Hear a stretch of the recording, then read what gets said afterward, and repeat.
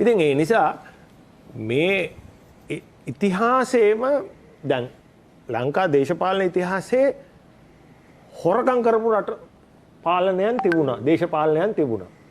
දැන් හැබැයි මේ දේශපාලනය තුළ මේ හොරකම් කෙරුණේ සමස්ත පාලනයක් හැටියට නෙවෙයි. ඒ එක එක පුද්ගලයෝ කරපු දේවල්.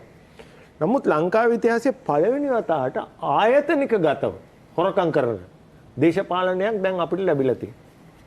මම මේක බය නැතුව කියන්නේ මම 2010 ඉඳලා දූෂණ විරෝධී පෙරමුණවල ක්‍රියාකාරීව හිටපු මිනිහෙක් හැටියට.